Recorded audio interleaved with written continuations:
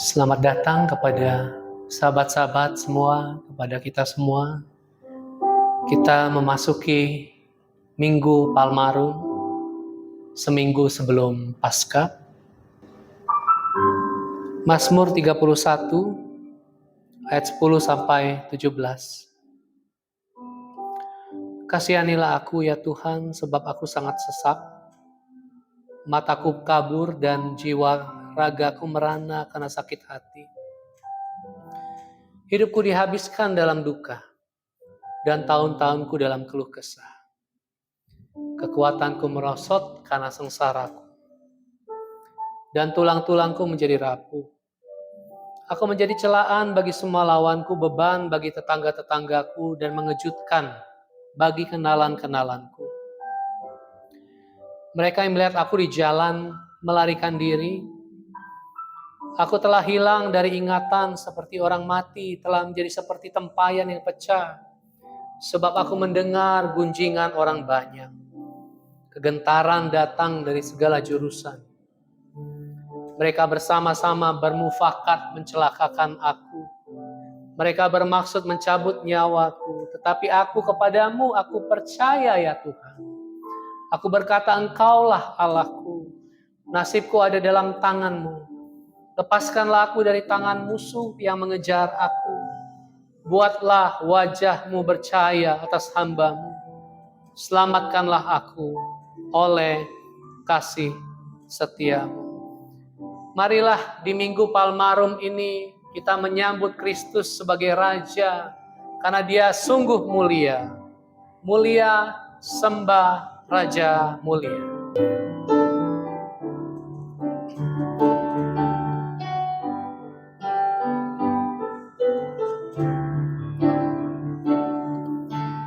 Mulia, sembah Raja mulia. Bagi Yesus puji, hormat, dan kuasa. Mulia agung kerajaan-Mu ya Tuhan. Mulia agung kerajaannya. Dari surga datang untuk senabungannya. Dipuji, ditinggikan. Dipuji, ditinggikan, namanya Yesus. Hormat dan muliakanlah Yesus Raja.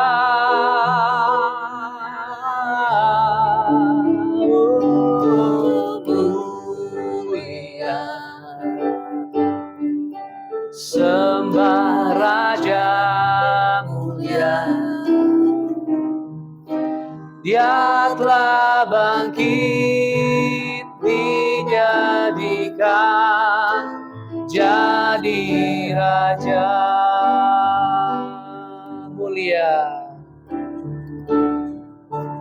mulia, sembah Raja mulia.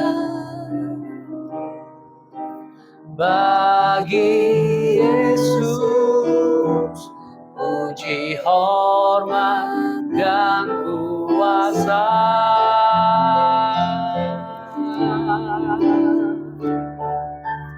Mulia agung kerajaannya. Dari surga datang untuk senabungannya. Dipuji, ditinggikan, namanya Yesus. Hormatkan, muliakanlah Yesus Raja.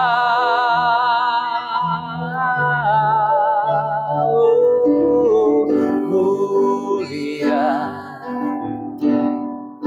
sembah Raja mulia. Dia telah mati, Dia telah mati, dibangkitkan jadi Raja.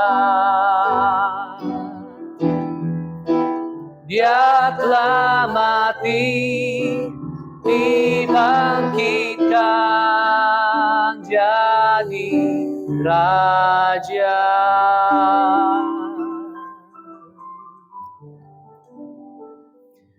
Kami merayakan Engkau pada Minggu Palmarum ini. Engkau yang adalah Allah menempuh jalan penderitaan dan kematian dan kembali menjadi Raja demi memberi dirimu bagi kami semua. Karena itulah kami merayakan Engkau pada hari ini, pada Minggu Palmarum ini. Kiranya Roh Allah menyertai ibadah kami ini yang kami selenggarakan demi nama Kristus Yesus Tuhan. Amin. Biar bumi akan berlalu, tapi Kristus Sang Firman itu, Dia adalah yang memiliki segala-galanya. Dia adalah penguasa segala sesuatunya. Bersama dengan cinta dan rahmat Allah di dalam Dia, kiranya kita terus menerima kekuatan yang baru. Biar bumi akan berlalu. Biar bumi akan berlalu, biar bulan tak bercahaya lagi, biar langit akan bergoncang, matahari tak bersinar lagi. Tetapi Tuhan Yesusku tak pernah ingkar janji. Semua yang difirmankannya pasti akan digenapi. Biar bumi akan berlalu, biar bulan tak bercahaya lagi, biar langit akan bergoncang, matahari tak bersinar lagi. Tetapi Tuhan Yesusku tak pernah ingkar janji. Semua yang difirmankannya pasti akan digenapi. Syalalala, syalalala, saya cinta Yesus. Syalalala, saya cinta Yesus. Biar bumi akan berlalu, biar bulan tak bercahaya lagi, biar langit akan bergoncang, matahari tak bersinar lagi. Tetapi Tuhan Yesusku tak pernah ingkar janji. Semua yang difirmankannya pasti akan digenapi. Syalalala, saya cinta Yesus. Syalalala, saya cinta Yesus. Syalalala, saya cinta Yesus. Syalalala, saya cinta Yesus. Yesus, Yesus sahabatku, penolong dalam hidupku. Ku rindu semua orang mengenalmu. Engkau jalan kebenaran dan memberi hidup yang kekal bagi setiap orang yang percaya padamu. Yesus dia sahabat kita. Yesus, Yesus sahabatku, penolong dalam hidupku. Ku rindu semua orang mengenalmu. Engkau jalan kebenaran dan memberi hidup yang kekal bagi setiap orang yang percaya padamu. Shalalalalala, saya cinta Yesus. Shalalalalala, saya cinta Yesus. Shalala, shalalalalala, saya cinta Yesus. Shalalalalala, saya cinta Yesus. Yesaya 50 ayat yang keempat sampai 9a. Tuhan Allah telah memberikan kepadaku lidah seorang murid, supaya dengan perkataan aku dapat memberi semangat kepada orang yang letih lesu. Pagi demi pagi ia mempertajam pendengaranku untuk mendengar seperti seorang murid. Tuhan Allah telah membuka telingaku dan aku tidak memberontak, tidak berpaling pula ke belakang. Aku memberi punggungku kepada orang-orang yang memukul aku, pipiku kepada orang-orang yang mencabut janggutku.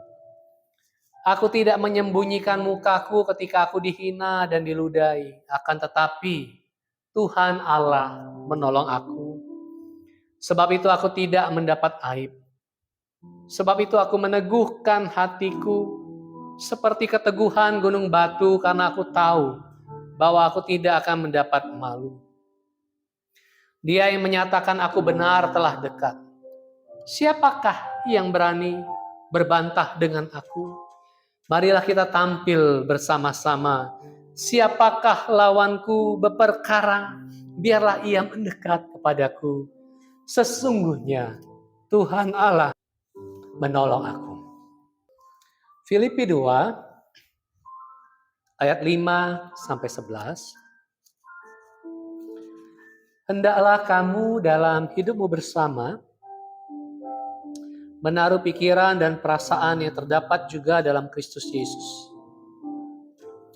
yang walaupun dalam rupa Allah, tidak menganggap kesetaraan dengan Allah itu sebagai milik yang harus dipertahankan, melainkan telah mengosongkan dirinya sendiri dan mengambil rupa seorang hamba dan menjadi sama dengan manusia. Dalam keadaan sebagai manusia, ia telah merendahkan dirinya dan taat sampai mati. Bahkan sampai mati di kayu salib. Itulah sebabnya Allah sangat meninggikan dia dan mengaruniakan kepadanya nama di atas segala nama. Supaya dalam nama Yesus bertekuk lutut segala yang ada di langit, di atas bumi, dan di bawah bumi. Dan segala lidah mengaku Yesus Kristus adalah Tuhan, bagi kemuliaan Allah Bapa. Ya Yesus sayang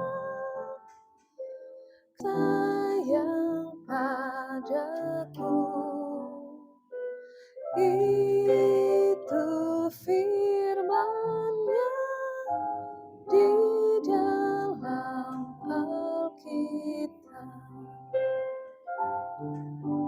Yesus sayang padaku, Alkitab mengajarku, walau ku kecil lemah, aku ini miliknya.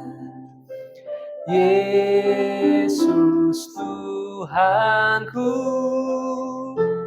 sayang padaku. Itu firman-Nya di dalam Alkitab.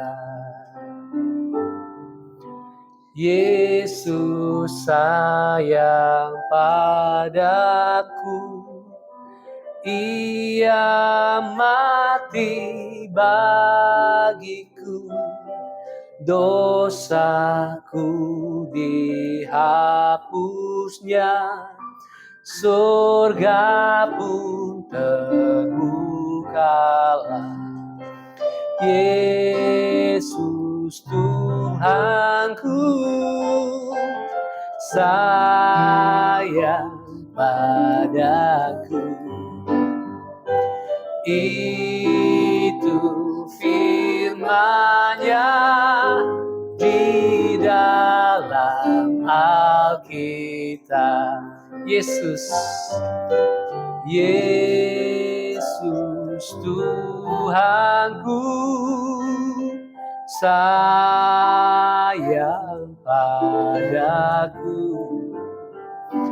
Itu firman-Nya di dalam Alkitab.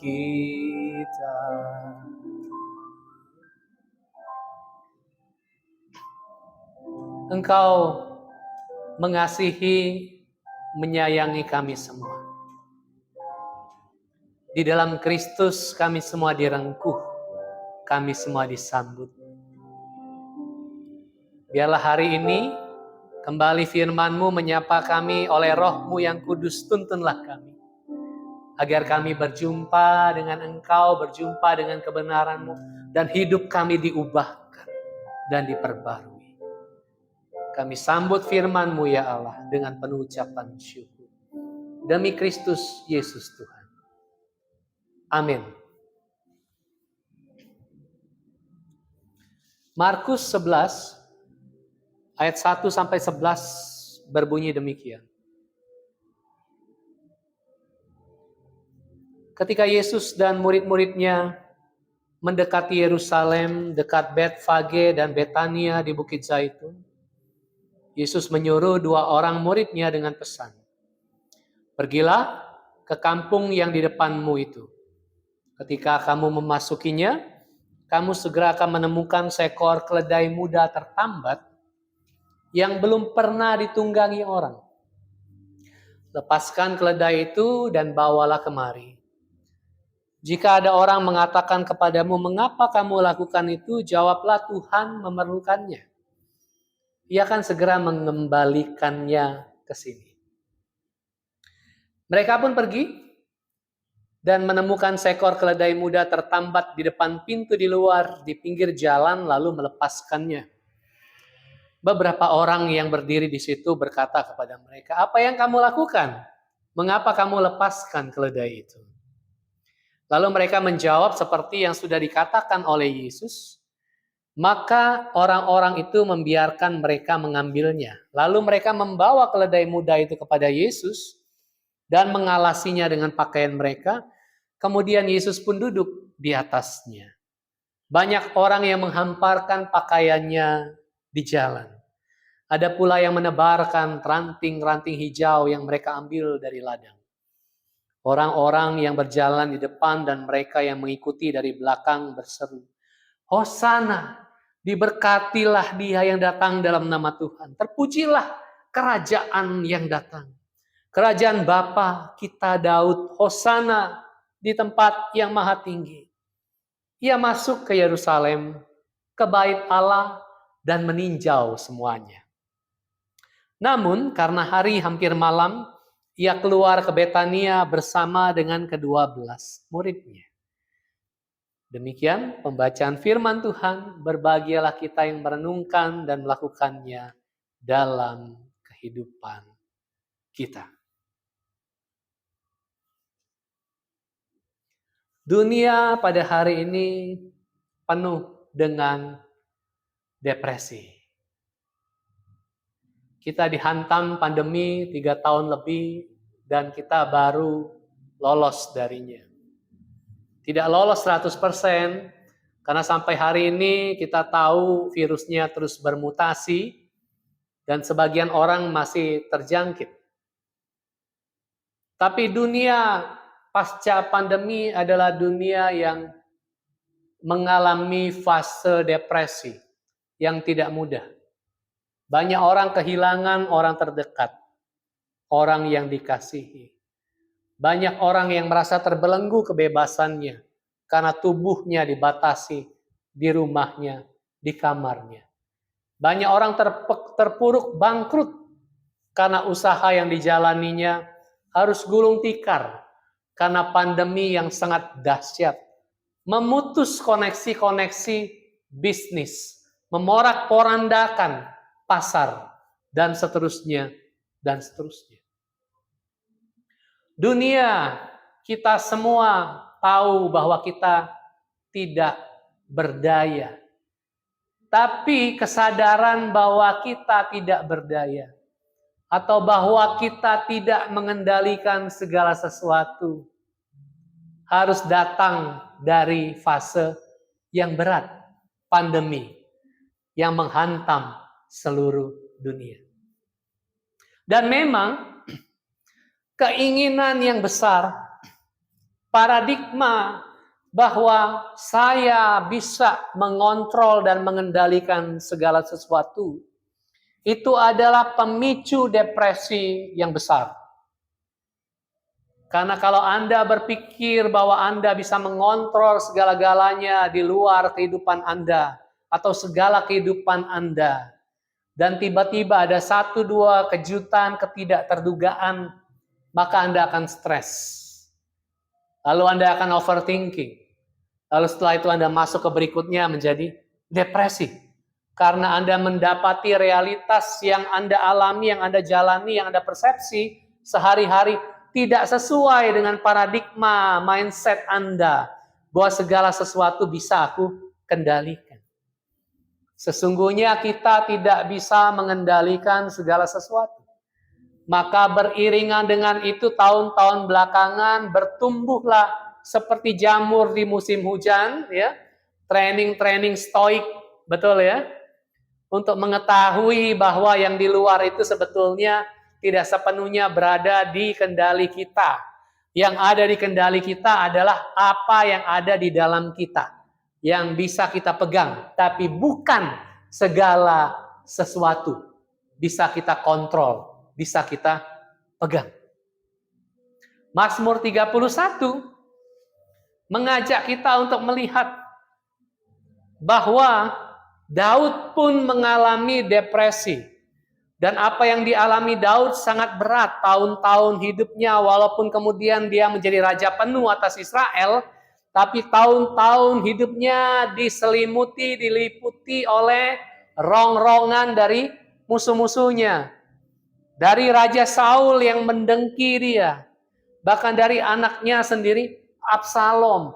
Bahkan dia harus tinggal di suatu gua pada suatu masa. Bayangkan, ini seorang yang dipanggil Tuhan untuk menjadi raja, tapi hidupnya berada di dalam pengasingan, pengejaran, pelarian. Sampai dia melukiskan dalam terjemahan NIV agak gamblang ya. Dia mengatakan bahwa teror ada di mana-mana. Teror ada di mana-mana. Saking depresinya dia. Kecemasan yang sedemikian akut melingkupi kehidupan Daud.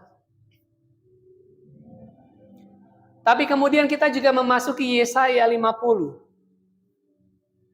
Seorang murid itu yang kemudian tentu dilukiskan dalam perjanjian baru. Dia adalah sang putra Allah yang datang. Sang murid itu dilukiskan. Dia memberikan lidahnya untuk mengeluarkan kata-kata yang membangkitkan kekuatan baru. Dia memberikan telinganya untuk mendengar.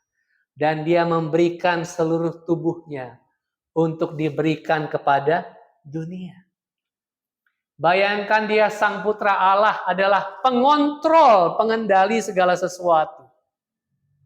Tapi dia tidak berperan sebagai pengendali segala sesuatu. Dikatakan, aku memberi punggungku untuk digebuk, untuk dipukul, untuk dicambuk. Aku memberi pipiku untuk dicabuti janggutku. Kalau Anda merasa yang punya janggut, cobalah cabut sehelai saja janggut Anda. Anda akan merasakan kesakitan yang luar biasa. Tapi disebutkan di sana, sang hamba itu, sang putra Allah itu memberi pipinya untuk janggutnya dicabut. Dia tidak menyembunyikan mukanya ketika dia ditampar, ketika dia diludahi, ketika dia diolok-olok, ketika dia disiksa, dipersekusi, dianiaya, sampai tergantung di kayu salib. Yesaya mengatakan, aku memberi tubuhku, aku memberi diriku untuk mengalami semuanya itu. Dan inilah prinsip paradoks yang minggu lalu sudah saya sampaikan menjadi renungan kita. Yesus sendiri mengatakan bahwa barang siapa mencintai nyawanya, dia akan kehilangan nyawanya. Tetapi barang siapa tidak mencintai nyawanya, dia akan mendapatkannya karena aku. Yesus mengatakan demikian. Dan itu adalah paradoks kehidupan Kristiani kita. Sama seperti Yesus yang adalah pengendali segala-galanya. Dia adalah penguasa semesta raya. Orang Kristen dulu mengatakan bahwa dia adalah Yesus Pantokrator. Dia adalah penguasa segala sesuatu. Dia adalah Kristus atas semesta ini. Tapi kemudian paradoksnya adalah dia memberikan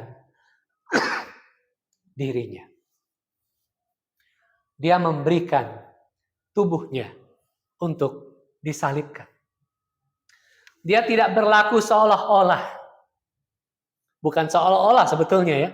Yang sebetul-betulnya dia adalah penguasa semesta raya.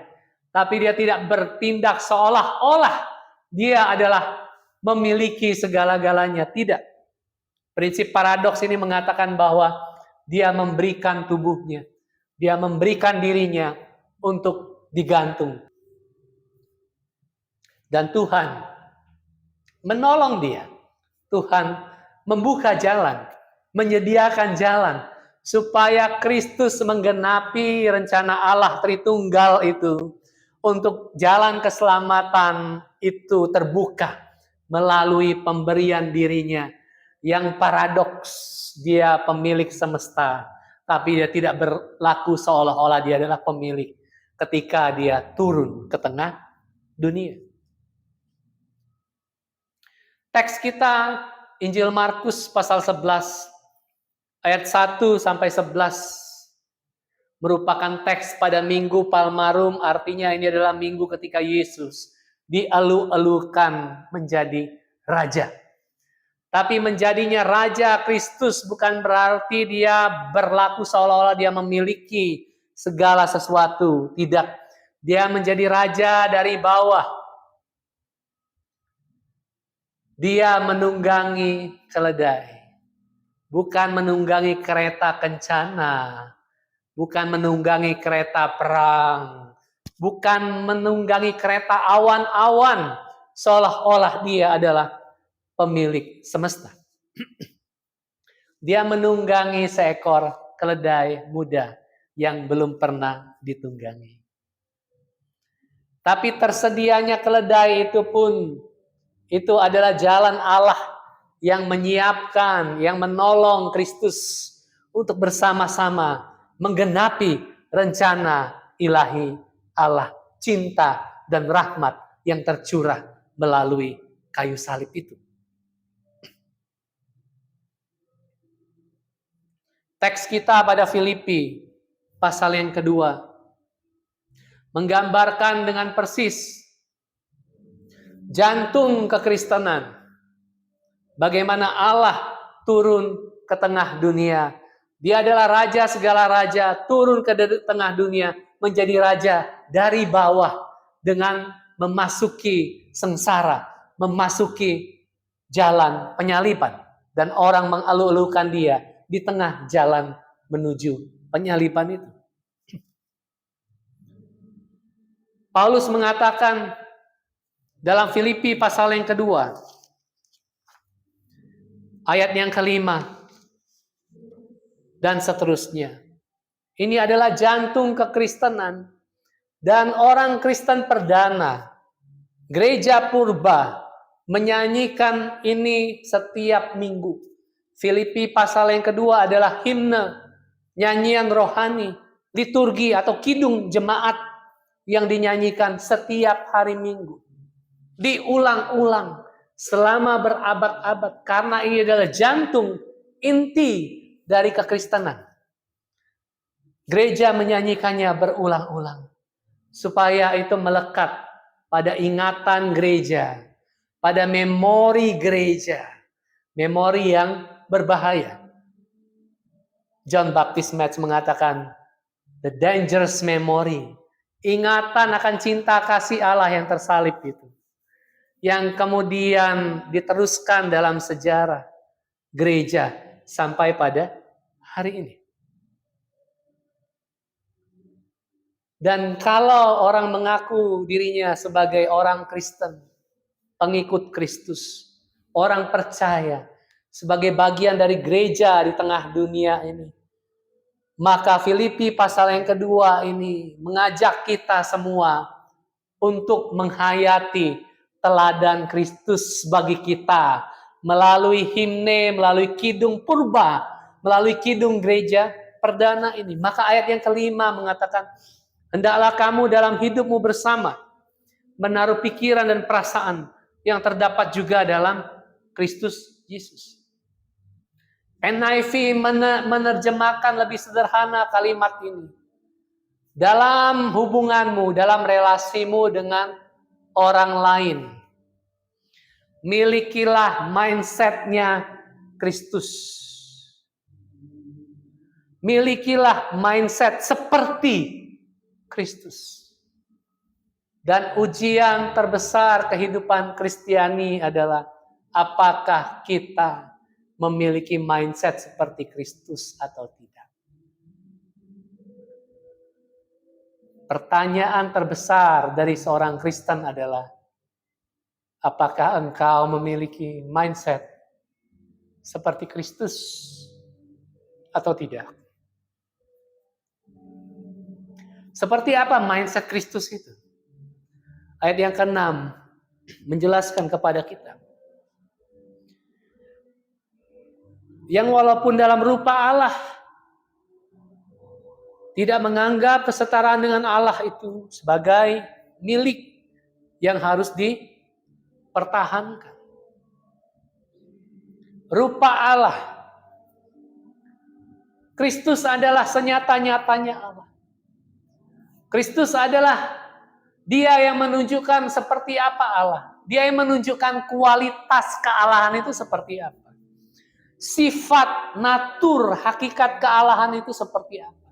Itu yang disebut dengan rupa Allah. Tapi dalam kualitas kealahan itu, Dia tidak menganggap kesetaraan dengan Allah itu sebagai milik yang harus dipertahankan. Dalam bahasa aslinya lebih literal ya. Sebagai sesuatu yang harus digenggam erat-erat. Tidak. Di awal kita sudah tahu bahwa ketika kita berupaya mengendalikan segala sesuatu, kita menggenggam erat-erat segala sesuatu, di situ kita tahu kita gagal. Di situ kita tahu kita terluka.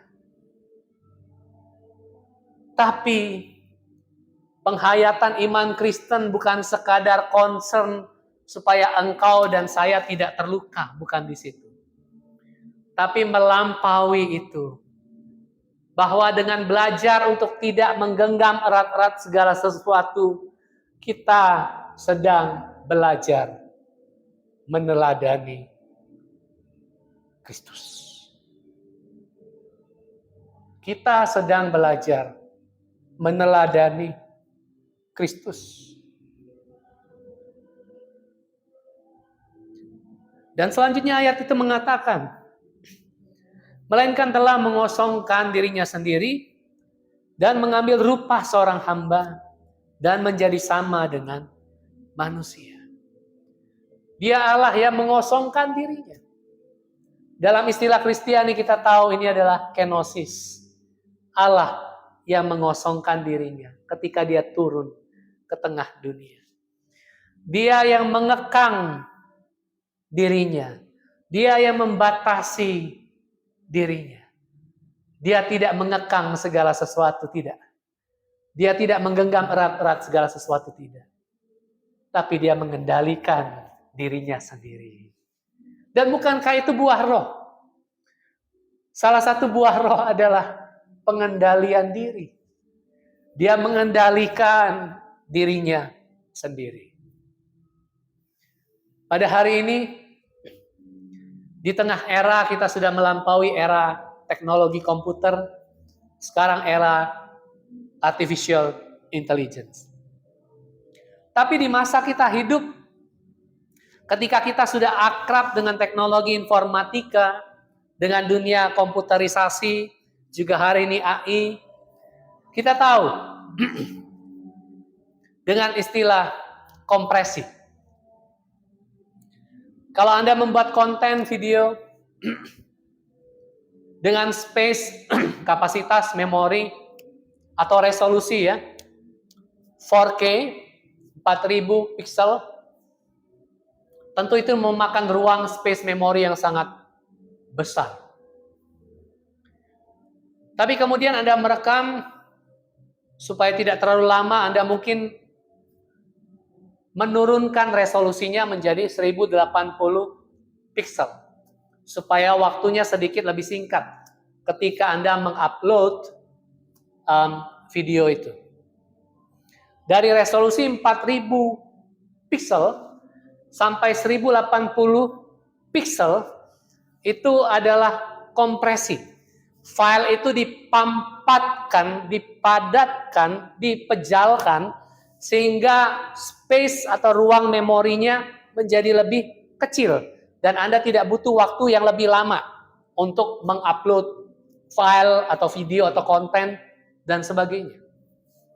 Kalau boleh saya mengilustrasikan ini, kalau Allah kita anggap sebagai resolusi 4000 pixel, maha tajam, segala-galanya jelas dengan 4000 pixel. Tapi siapa yang menonton YouTube di 4000 pixel ya, makan kuota banyak. Tapi ada saja kalau Anda memirsa lewat televisi barangkali dengan layar lebih besar, 4000 pixel akan sangat memuaskan Anda. Tapi kebanyakan kita menonton barangkali dengan 1080 pixel. Di handphone Anda, telepon genggam, di tablet Anda 1080 saya kira sudah cukup resolusinya. Demikianlah dia. Allah yang memampatkan dirinya, yang mengompresi dirinya sedemikian rupa menjadi 1080 pixel. Dia adalah Allah. Kristus adalah Allah yang memampatkan dirinya sehingga dia menjadi fit ke tengah dunia kita yang serba kabur ya, dengan resolusi yang sangat rendah itu. Yang tidak mampu menampung kapasitas 4000 pixel, terlalu berat, tidak sanggup kita menanggungnya. Dia mengompresi dirinya jadi 1080 supaya dia bisa berbicara kepada kita, supaya kita bisa menyaksikan wajah Allah yang tidak menyilaukan dan mematikan, tapi wajah Allah di dalam Kristus yang memanggil kita, menguatkan, memulihkan, dan menghidupkan kita dengan memperkecil resolusinya. Dia membatasi diri, dia mengekang dirinya, dia mengendalikan dirinya sendiri. Karena itulah yang menjadi renungan bagi kita sebagai gereja, sebagai pengikut Kristus, sebagai orang yang mengaku dirinya orang Kristen. Yang perlu kita renungkan adalah kalau Dia yang kita sembah Tidak menganggap kealahannya harus digenggam erat-erat. Memperkecil resolusinya dari 4.000 barangkali ke 720. Pertanyaan bagi kita, apa yang harus kita lepaskan dalam hidup kita? Ego kita? Milik? Kadang-kadang ada kondisi Anda harus melepaskan uang Anda barangkali. Barangkali Anda perlu melepaskan rasa takut. Rasa takut untuk mengambil risiko. Rasa takut terhadap opini-opini orang yang berseliweran terhadap diri Anda. Percayalah bahwa opini orang di belakang Anda, ketika orang membicarakan Anda, orang yang membicarakan Anda itu pastilah hidupnya tidak lebih baik daripada Anda yang sedang dibicarakan. Percayalah. Apa yang perlu dilepaskan dalam relasi Anda? Barangkali Anda yang tidak pernah terbiasa mengalah, Anda perlu melepaskan ego Anda dengan mengalah. Saya harus katakan orang yang mengalah bukan orang yang kalah. Orang yang mengalah adalah orang yang menang.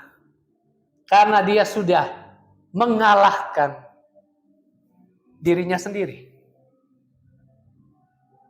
Ingatlah apa yang kita genggam erat-erat akan melukai kita. Lalu yang kedua, step yang kedua, kita dipanggil untuk juga sama seperti dia. Dipanggil untuk merendahkan diri. Tapi kita hanya mungkin merendahkan diri kalau step 1 sudah dijalani. Melepaskan ego. Melepaskan apa yang kita genggam dengan erat-erat. Baru kita bisa masuk merendahkan diri. Kalau kita berpikir bahwa ego kita adalah segala-galanya dan diri kita adalah segala-galanya, rasanya hampir mustahil untuk kita belajar merendahkan diri. Dan setelah merendahkan diri, kita diajak untuk taat. Apa yang Tuhan minta Anda lakukan dalam hidup Anda sehari-hari. Secara khusus barangkali, Dia memanggil kita untuk taat. Sama seperti Kristus turun ke dalam dunia. Dan menjalani hidup yang taat sebagai seorang manusia. Melepaskan, merendahkan diri, dan taat menjalani maksud Allah bagi hidup kita semua, bagi Anda, bagi saya. Itu adalah panggilan pada Minggu Palmarum ini. Dan Kristus memanggil kita semua untuk mengikuti teladan Dia. Amin.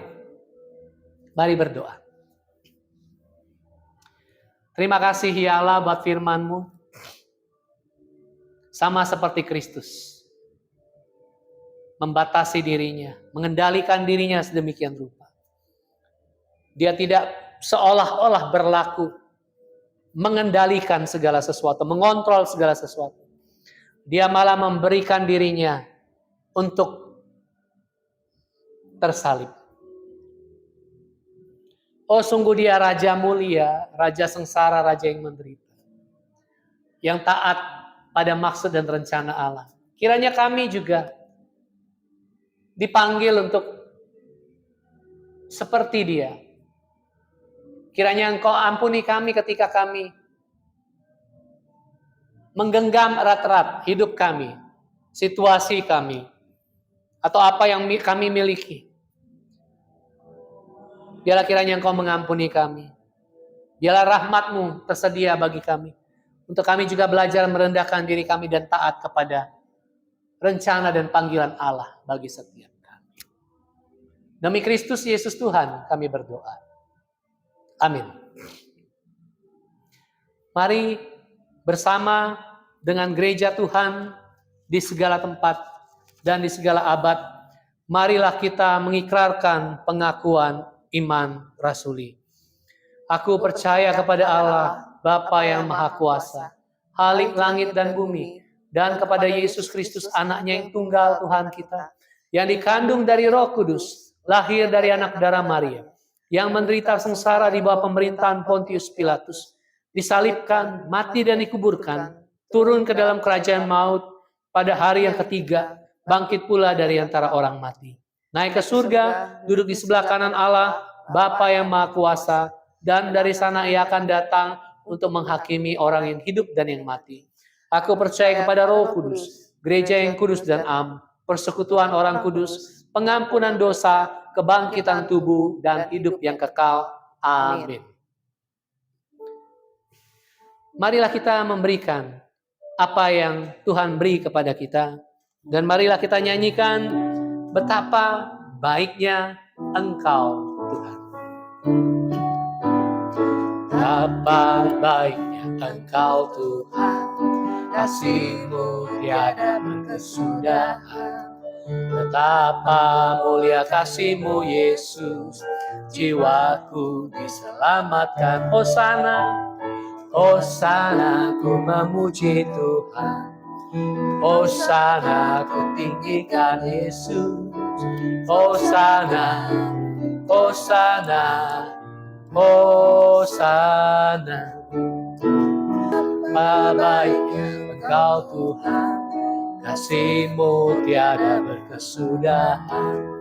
Betapa mulia kasih-Mu, Yesus, jiwaku diselamatkan. Hosana, ku memuji Tuhan.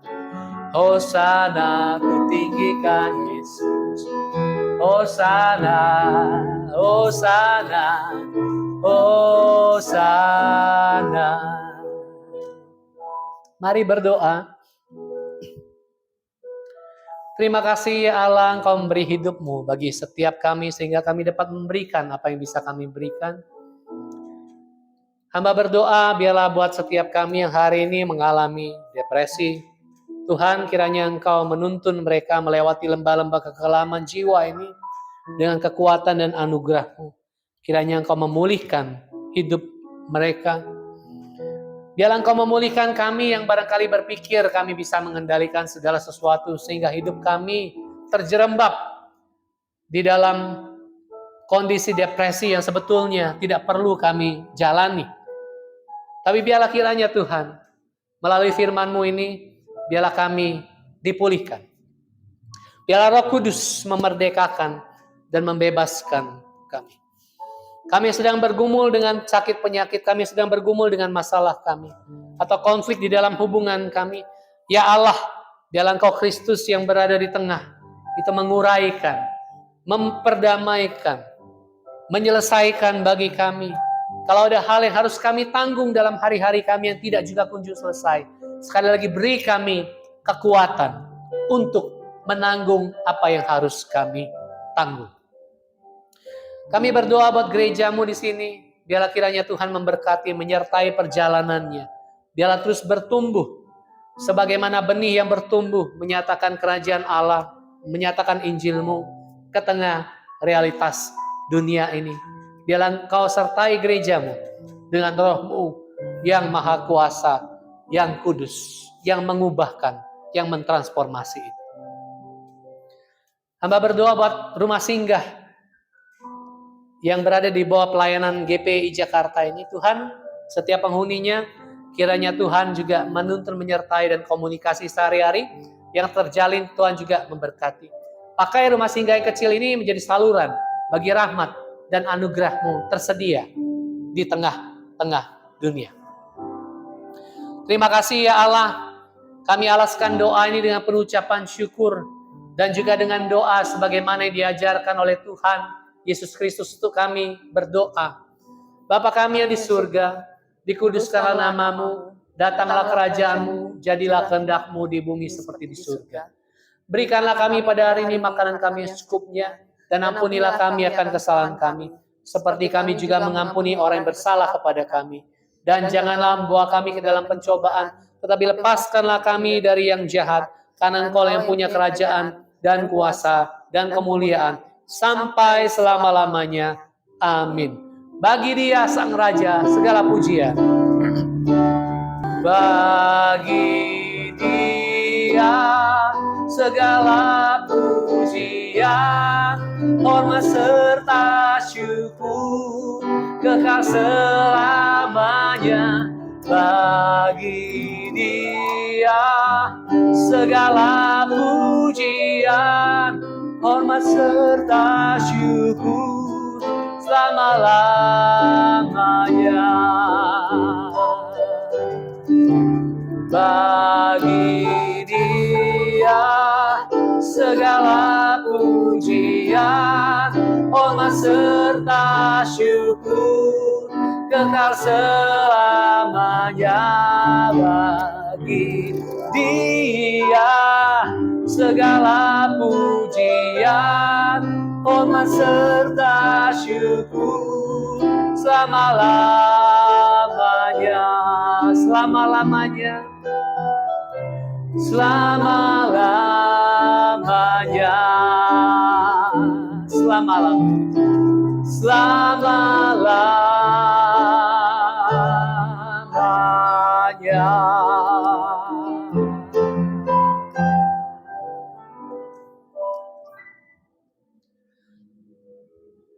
Wahai gereja Tuhan, kembalilah ke dalam kehidupanmu. Ikutilah teladan Kristus yang turun dan membatasi dirinya, merendahkan dirinya. Dia Allah yang menjadi hamba, taat sampai mati. Karena itu jalanilah hidupmu dengan melepaskan apa yang perlu kau lepaskan, dengan merengkuh apa yang perlu engkau rengkuh, dengan menjalani hidupmu dengan kerendahan hati dan di dalam ketaatan, mendengar panggilan Tuhan, melangkah di dalam suara yang berbicara kepadamu, di dalam hati nuranimu, di dalam firman yang menuntun kehidupanmu. Karena itu terimalah berkat dari Allah Bapa, kasih sayang dari Tuhan kita Yesus Kristus, dan persekutuan yang akrab dengan Roh Kudus tinggal menyertaimu mulai hari ini sampai pada kesudahannya. Tuhan Yesus memberkati. Amin. Kebaktian kita selesai. Mari bersatu teduh. Tuhan memberkati kita.